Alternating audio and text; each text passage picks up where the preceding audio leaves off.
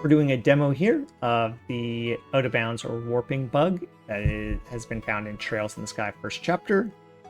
This works on version 1.06.2. You can see that in the bottom left here of the title screen, the version we're running on.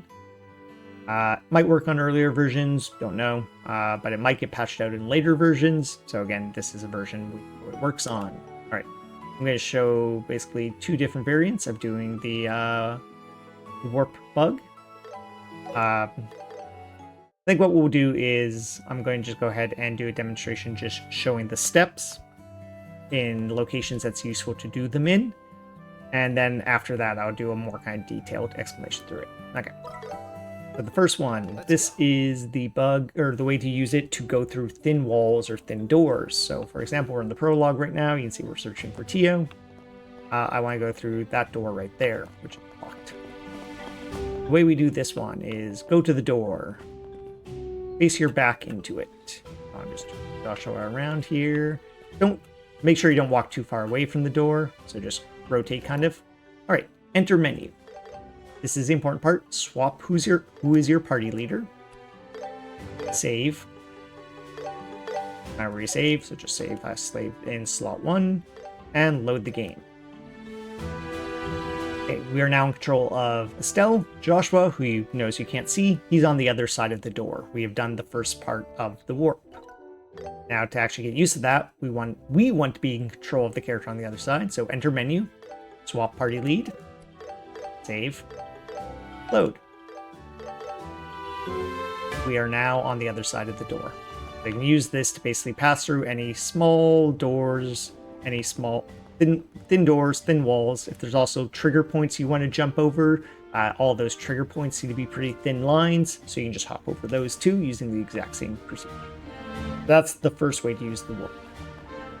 All right, second way.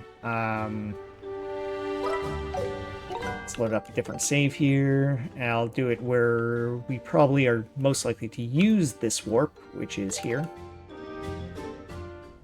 All right, so this is the pushing the coordinates from one map onto another map. So what I'm going to do is I have this save, which is where I want to be, the villa. I'm purposely going to be trying to push through this wall here. This wall, though, is too thick, so we can't use the first trick. All right, so here's what we're going to do. We're going to just go ahead and... this is actually done in multiple steps, so I'm kind of doing a little bit of setup here for the second part of the trick, phase 2. But again, just swap your party leads. Make a save here on, we'll call this map 1. Oh, alright, so I have save set up on map 1. Go to another map. I just have this save here. You can use it on anyone. I like using the Bright Family Home. It just has a lot of empty space to work with, which is convenient for this trick. You can use pretty much any map, though. Okay, so this is save 2. Same thing. Swap your party lead. Make a save on map 2. Alright. I have now my 2 saves set up. What I'm going to do now is push the coordinates from map 1 into map 2. This is easy. First step, I just need to be on the coordinates I want to push onto save 2. So, see where Estelle's standing, this is the coordinates I'm going to be pushing onto map 2. Alright, this trick's done a lot easier on low frame rates, so I'm going to go ahead and push it down to 30 FPS. And if you have a turbo button, which you can do through Steam easily, that's going to help too, because what we're going to do now is load this save we set up. Remember, this save was made by swapping party leads. I'm going to load this save, and I'm trying to enter menu as fast as I can, which turbo is really helpful to do. So I'm going to be holding down my turbo menu button as I load this save here. Alright, so hopefully we got into the menu fast enough. I now, inside menu, visual, swap party leads. If we've done this right, Joshua should have taken the coordinates from the other map. So if I go ahead and save and load, so we'll be in control of Joshua, we should be on those coordinates from the other map. Perfect. I'm way out in the middle of nowhere. So second part of the trick now is I'm going to just take these coordinates and push them back to the first map. Again, we were standing just outside the villa, so what I'm going to do is walk north just a few steps, like that. And that should put us inside the villa on the other map. Just make a save here in case I didn't quite map it out properly. But now I'm taking the coordinates here from save 2, pushing them back onto save 1. We're going to do the exact same thing. Load this save, enter the menu as fast as we can. Swap our characters. So we can push back who's in, which position we're using, and we should be inside the villa now. Alright, cool. Great, it worked. We're inside, so I got through the gate as I wanted to. And go ahead and drop back up to 144 FPS, what I normally play on here. Alright, cool. That is, you saw basically 2 instances. We did the exact same thing, we just did it twice. Pushing from map 1 onto map 2. Then on map 2, because we were fully out of bounds, so we walk where we wanted to, I was able to just freely walk north to get some new coordinates, which I then pushed those new coordinates from map 2 back onto map 1, getting where we want to go. Alright, to do that warp, you do want to, that trick, you want to do at lower FPS. It is a lot easier to do. Turbo helps, you can do it manually on 30 FPS, you just gotta push that start your menu button as fast as you can. You should be able to enter the menu fast enough. If you don't want to have such tight timing constraints, though, there is another thing we can do. It's the exact same. It's using the exact same mechanics, pushing coordinates from one map to another. But if those coordinates are close to where your save is made, you don't need to be at 30 FPS. Your character is not going to warp back to you. They're going to try to run back. You just get a lot more time. So here we are, just trying to enter the Grand Soul region, which we can't do. As usual, this trick doing the same thing. We're just doing the coordinate stealing from another map. So swap your character, party lead, make the save, load the map you're going to steal the coordinates from. This is a save I specifically made in the Roland sewers, standing right here. It's basically in between these 2 pillars. So there's the save, 1, 2 pillars forward, halfway in. We don't need to do anything on this save other than just load it up. It's ready to, it has the coordinates we want, that's all we want. I am now going to load this save, and you should see our party member is on the other side of the gate. Yep, there's Estelle. Now she did teleport back to us after a second, because she couldn't walk to us normally. But again, I had plenty of time to just push the start button. So load, I'm just going to push start. Just did that manually at 140 FPS. Our party lead, or change our party lead, save load. We should be on the other side of the gate, which we are. And thus we've teleported to. That was the exact same, bug used to steal coordinates from another map. Just if the coordinates on the map you're stealing from are very close to the coordinates you are already on, the timing window is much, much more generous. So you don't need to worry about FPS or turbo buttons or anything. You can just easily do it manually. All right, those are the 2 warp bugs and how you can do them, and I think the 3 most interesting places right now to be doing them. So that should show you what needs to be done if you want to try these out yourself. I'm going to now go into just a lot more detail on how these work. So if you're interested in seeing just more details on it, it's going to be nothing new here on this bug. It's just a little more explanation on how it works and kind of how it got, I guess, found out or more understood. So anyway, just watch for more details. So here we are. Let's just kind of talk about swapping your party lead. So normally there's just a button to do that, right? You swap your party lead. It doesn't do anything interesting. Here we are. This is just the fast travel point if we travel to Roland. You'll see Joshua is slightly inside the town, Estelle was slightly outside the town. Okay. Button swaps our party lead. Menu. You can also swap your party lead. Does the exact same thing. What's interesting, though, is if you swap your party lead in the menu and save and load without using the menu, remember Joshua is ever so slightly inside the town, Estelle is just kind of inside the gate. We've swapped our party lead in the menu with a save and load. We are now slightly inside the gate, not slightly inside the town. So we took over Estelle's position, even though we were previously using Joshua's. This one here. We took over this one. Same thing will happen. Joshua's standing right there. Save load. We grabbed Joshua's position again. Same thing. See Estelle standing right next to that wall over there. We just do it again. We'll grab Estelle's position. Now we're standing right next to the wall. Okay, cool. So a key part of how all of this works is you can, by saving and loading, take over your companion's position on the map. Wherever they're standing, you are now standing, as long as you do the swap, party lead swap, inside the menu, and don't leave the menu, save and load. Again, if you swap your party lead and leave the menu, your new party lead is just in your old character's position. You don't steal their position, they stole your position, basically. Alright. Next part of this trick is, cool. We swap our party lead. We make a save. Alright, cool. What I'm going to do now is just walk down this street at the end here. I'm going to turn off high speed mode so we can see a little more what's going on. I'm about to load this save. We should be, where are we right now? Estelle, okay. We should be Estelle in this save as well. So watch where Joshua is.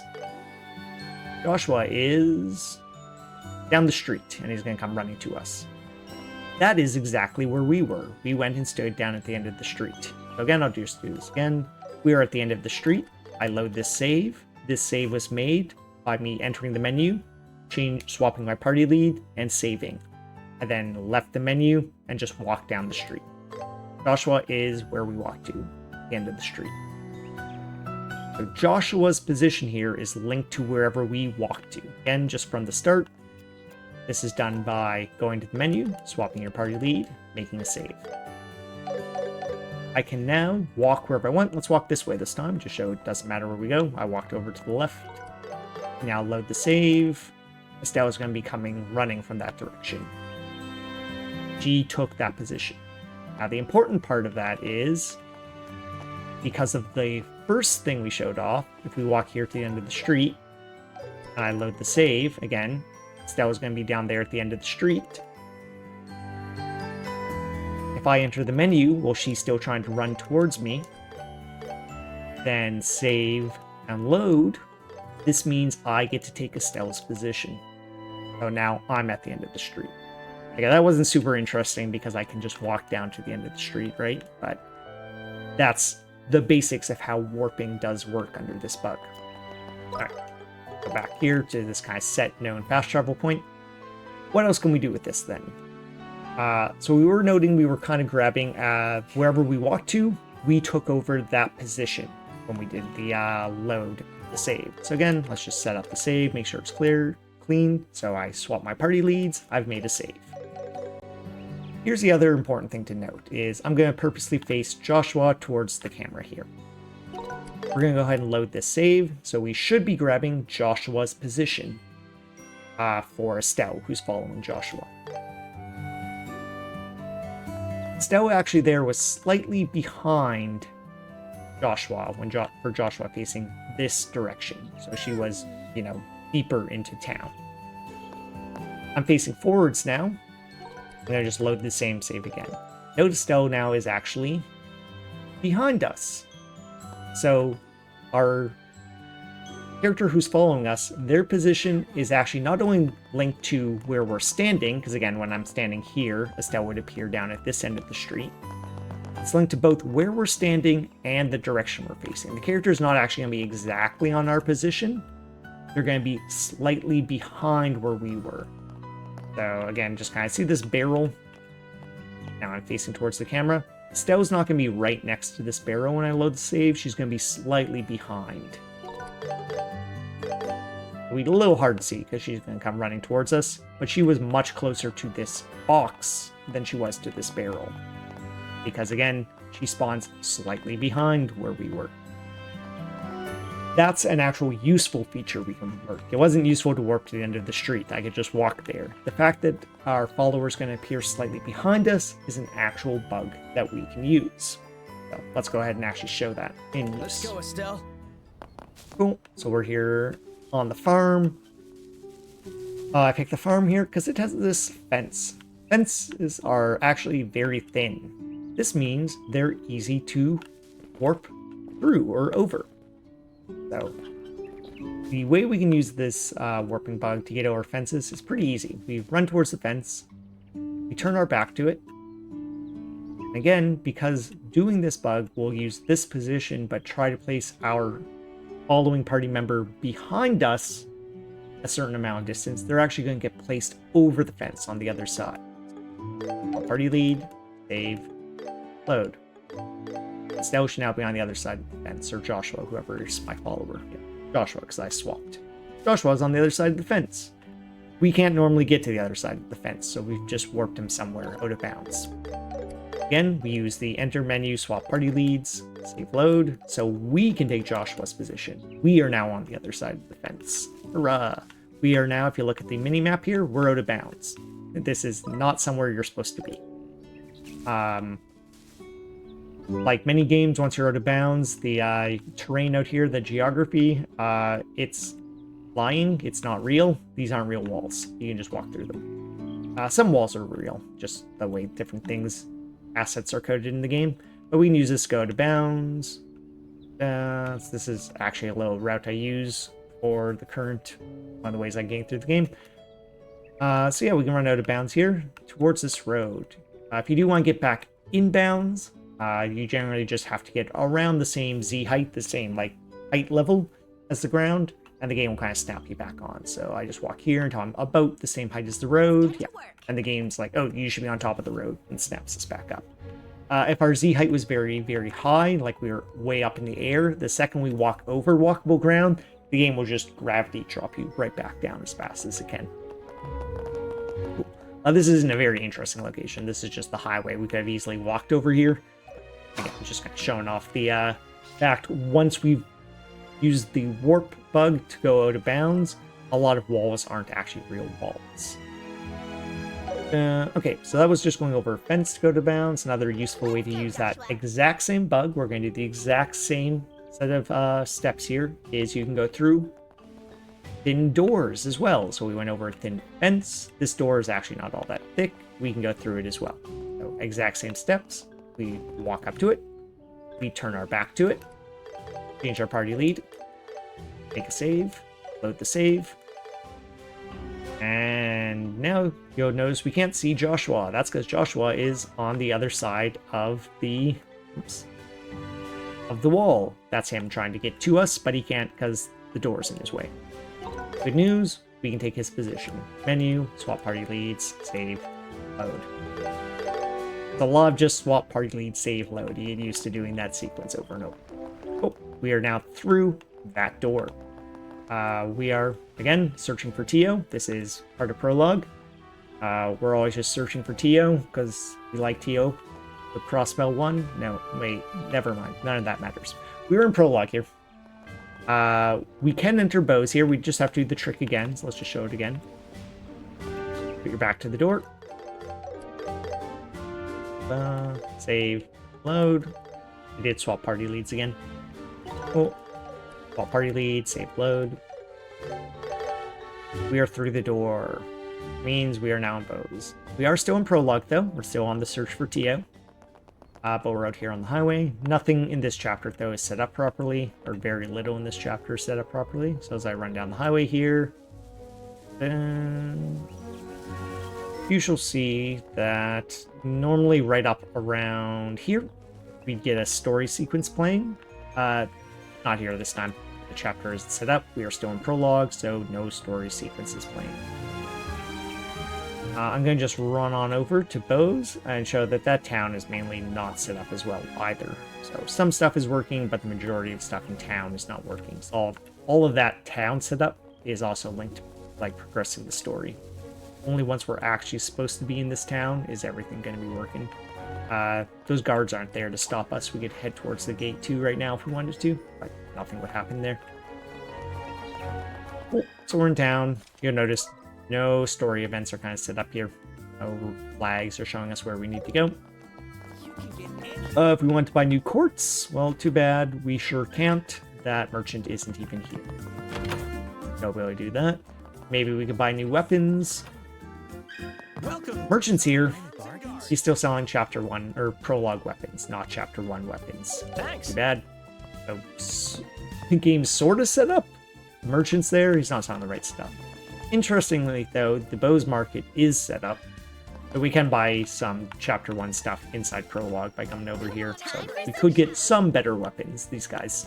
Come again. That's what it is. Alright, cool. So again, that's using the ability to, or the fact that when we do the Party Leads shuffle, save, load thing, our follower will appear behind us. We use that to get through thin walls and doors. That's one way to use this. Another way to use this is going... this is stealing coordinates from one map and pushing them onto another map. Or not even another map, just onto stealing coordinates and pulling them across the save. Kind of just start back here and roll it. Alright, so we're here. Cool, we're in the town. I'm going to go ahead and just make sure everything is set up. So I swap my party leads, and I make my save. So this save is ready to basically have coordinates be stolen on. I'm going to go somewhere. Let's go towards the Bright Family home. Cool, so I'm here on the map, which is not here, right? I'm over here. Easy. We're now going to load the save. I've turned off turbo here. Watch where our follower is. The person following us is teleporting in behind us. What just happened there is Joshua was over here, which is very far from us. So the game gives up on trying to have him run to us and just teleports him directly behind us. So again, let's just kind of watch that. I can fast travel over here. So this is the coordinates that the game is going to try to put Joshua at when I load this save. And it's going to have to teleport him behind us. We can go ahead and grab Joshua's coordinates there.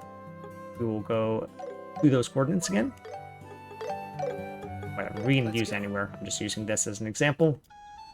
This trick is much easier done, though, the actual stealing into coordinates, by lowering down our frame rate. So we'll bring down to 30 frames per second. And yeah, I can leave on high speed mode for 30 frames. All right. So what I'm going to be doing is when I load the save, I want to enter menu as fast as I can as this save loads. So I in fact have my menu button on turbo. So I'm going to try to enter this as fast as I can by loading the save. You don't need turbo. You can just push the button manually. You probably turn off high speed mode for that. But again, 30 frames per second and turbo makes this fairly reliable to work. So I entered the menu. Might have been hard to see there. We weren't able to see Joshua trying to teleport in behind us. He should still be over by the Bright Family home. We'll go ahead and see if we've taken over his position here. Which... yeah. Oh, so now we are over here at the Bright Family. Again, that wasn't anything very useful. We could have just walked here, fast traveled here. And we just did across a single map. But the interesting part of this is we actually can use this across maps. So that can get very, very interesting to go places we can't get to normally. Probably the most interesting way to use this is I have a save nearby. Is the villa here in Gransel. Again, I'm still in prologue. We are breaking the game. We are still on the search for Tio.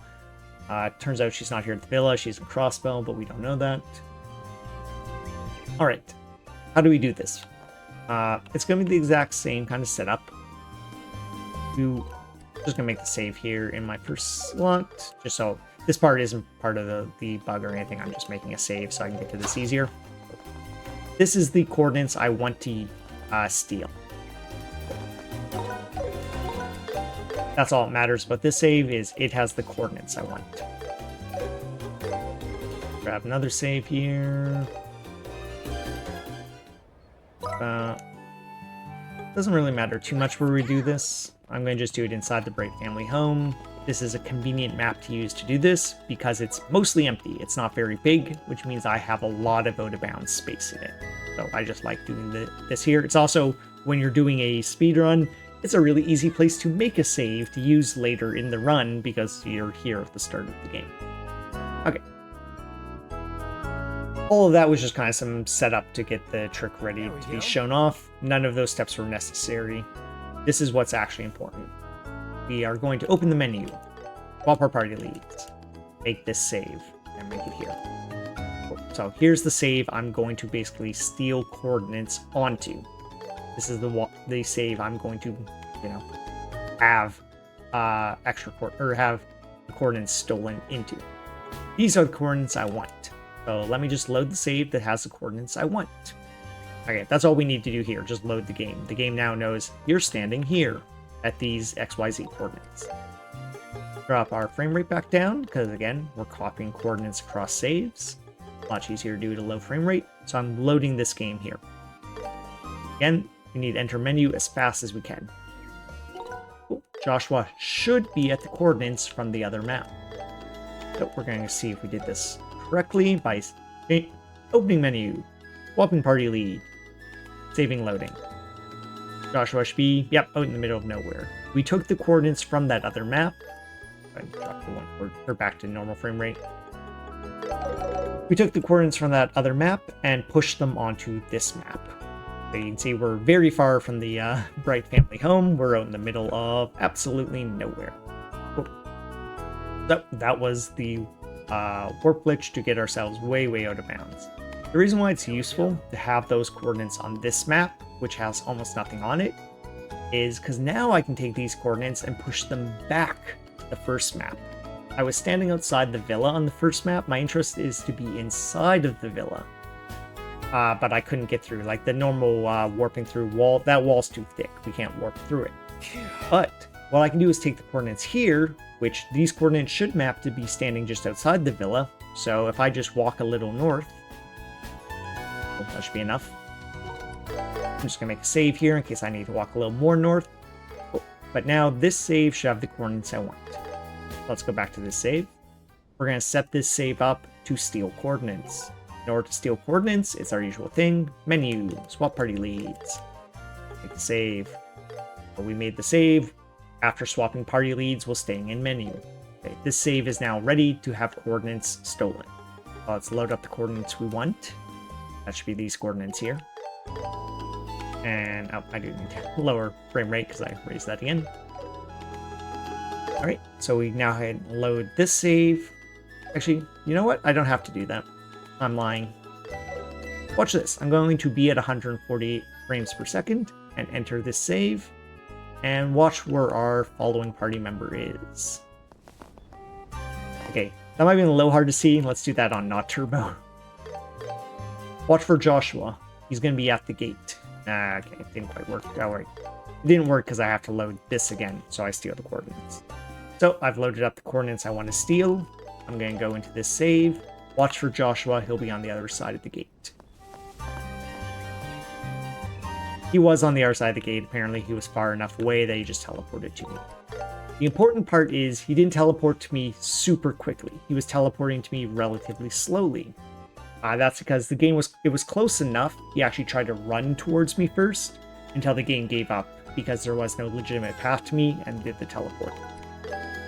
So the good part about that means I don't have to lower the frame rate. I have these coordinates here I want to steal.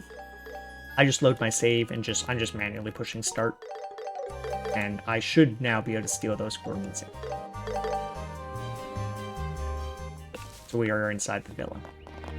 The important takeaway from all of that is when you're stealing coordinates that are so far away that the game's going to just immediately warp your following character back to you, you want a lower frame rate because the character is going to, as soon as basically the game loads, is starting to teleport them back to you, and that's what we're trying to avoid. If the character is somewhat close to you, if you stole coordinates that are not far away, the character is going to try just running towards you. If they're just running towards you, even for just, half a second, that gives you plenty of time to enter the menu. Once you're inside the menu, you're fine. You're not under a time constraint anymore. Swap your party lead, save load, take over their location. In fact, let's show another example of that, as well as a kind of interesting set of coordinates. As usual, we are in prologue. We're on our search for Tio here, but this is the gate to enter the Grand Cell region, which we're not allowed to do. We cannot pass through this gate. What we can do, though, is steal coordinates from another map. Let's go ahead and do our usual setup here for stealing coordinates. I'm going to get as close as I can to the gate. Swap party leads, make our save. Okay, I'm now loading the map that has coordinates I want to steal, which is the sewers. This is us walking through here in the tutorial. just past the entrance here, there's the healing station. We walk past 2 columns to about halfway in. These coordinates right here are useful. I'm going to go ahead and load my save. Let's turn off high speed mode. Watch for our follower. They should be on the other side of the gate. There's Estelle. So she was briefly on the other side of the gate. Again, she couldn't actually get to us, so the game eventually gave up and teleported her behind us. But we have plenty of time while she's trying to run towards us to enter the start menu and steal her position. We are now on the other side of the gate. And the important thing is on this side of the gate, we can use the actual exit and enter the Grand Cell region. For what it's worth, you don't need to do the steel coordinates to get through this gate. You can just use the trick to teleport, slightly behind to get through the gate as well. I'll just kind of show an example of that. It is, I think, slower and is not as consistent because the angle you're facing matters a lot more, at least getting through these types of gates, but it is doable. There we go. So we'll just show us an example. So I should be pretty close here to, where the conversation pushes us away from the gate. That's right around here. I'm going to face about towards the camera. Off turbo so I can get a little more control over my facing here. So facing towards camera, but just a little more kind of to the right here towards these boxes. All right. Party lead, save load. And I'm going to enter menu as fast as we can. Estelle was very close to the gate there, so we're going to take over her position because she was very close to the gate, which is what we want. Save load. Okay, so she walked too far away from the gate here. We don't like that, so we have to start the trick over again, see if we can get it to work better. What we want is when we take over Estelle's position and she walks away from the gate, depending on her kind of facing, sometimes she walks just a very short distance. If she does that, then we're kind of in a position to push through the gate. That's what we were hoping to see. We didn't see it, so we'll just try again. Again, kind of face towards these boxes. That might work. We'll see. Just change party lead, save load. Steal position, save load. Steal position. Cool. So she only took a step there. So hopefully this will push us through the gate this time. And yep, Estelle's on the other side of the gate, so if we take her position, we're on the other side of the gate. Anyway, just an alternate way to do it. As you saw, it took me a few tries, a few loops through the save and load to get through the gate. I know I can do it in one using the sewers position and just stealing that one, so it's a little faster and more consistent. So yeah, that's the main set of stuff we can do with this, so kind of that explanation of what happens when you swap your party lead and save load, and how we can use that to warp through thin triggers, thin walls, thin doors, or steal coordinates across saves. Actually, on the note, I didn't show warping through a trigger. Let me just show that just for kind of completeness. Yeah, I had a save for that. This one should work. Matron. Oh, this is just one of the, highway monster fights we need to do. You can't run around this fight. If you try to run around it, the game stops you. I'm looking forward to Looks like this. you have to go into it. We don't want to do this fight though. It's slow and pretty dangerous, at least on nightmare difficulty. So what we're going to try to do is skip right past the trigger point using the same kind of warp. So let's see. Go over here. Just kind of this. It happens around, yes. Say around where I'm standing. So the second we get to, there's an invisible line somewhere around there that starts this up. So what we want to do is jump over that invisible line. That invisible line is around where this flower patch is, this purple flower patch ahead of us. So I'm going to try to get real close to this flower patch. Real close. That should do it. Turn around. So we're facing, our back is facing over where the invisible trigger should be. And then our usual thing, swap our party lead, save load, and that should push Chloe back, and we'll see if we made it over the trigger point or not. It's a pretty tight trick to do, so we maybe didn't make it, so we'll see. Okay, looks promising. So Chloe's standing here. I'm now going to run just back this way, and no monster fight. We got past it. without hitting the trigger, and we're now just free to run along. Most story events you can't skip, like you'd try to run past it and this you'd hit the next story point and nothing would be there. Highway monster fights like this are not actually required, so the next story flag is still waiting for us over here. The only reason you normally do this fight is because you can't run past it, but by using this warp over the trigger, we can. So again, just kind of load that save to show you where it is.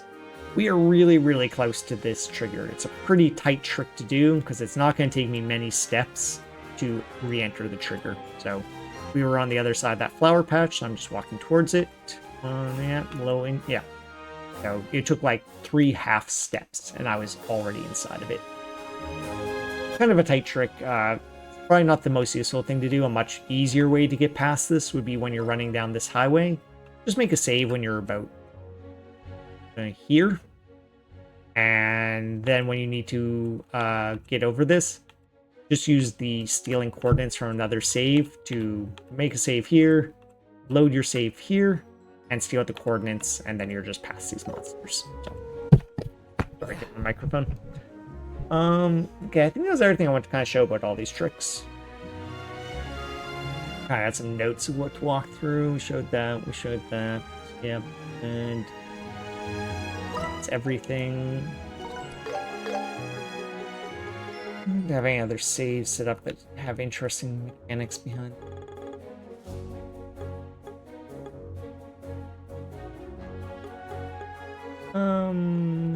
Maybe.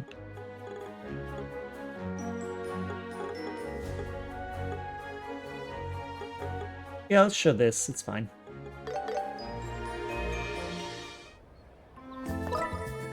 I save at an interesting point in the game. So this is in chapter 1 where we're trying to head down to the shore.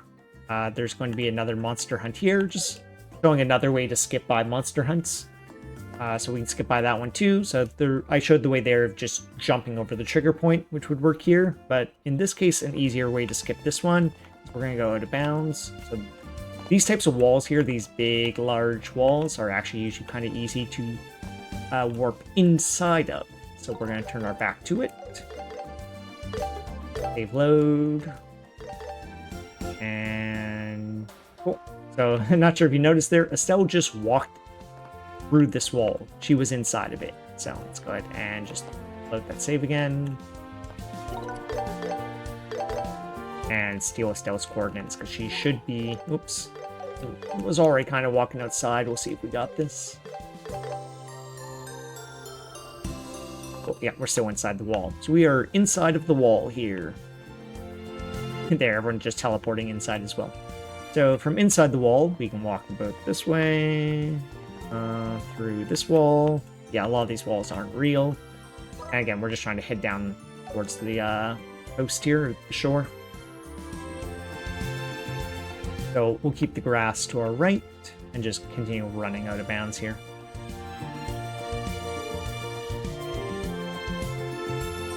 We don't want to walk too close to the path because we don't want to accidentally clip back in.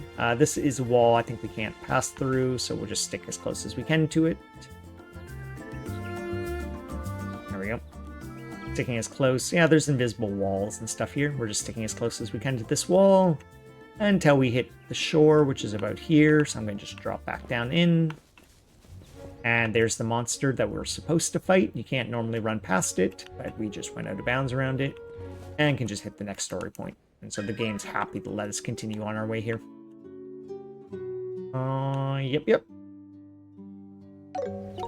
Anything else? Yeah, this can be cool. Go ahead and load up this save here. Just setting up this save again to be ready to steal coordinates. Great, we're ready to steal coordinates on this one. And these are the coordinates I'm going to steal. We are on top of the Jade Tower. I mentioned we're stealing coordinates. We are in fact stealing X, Y, Z coordinates, Z being our height. Stealing coordinates across saves is easier to do on low frame rate, so drop frame rate. Load the save.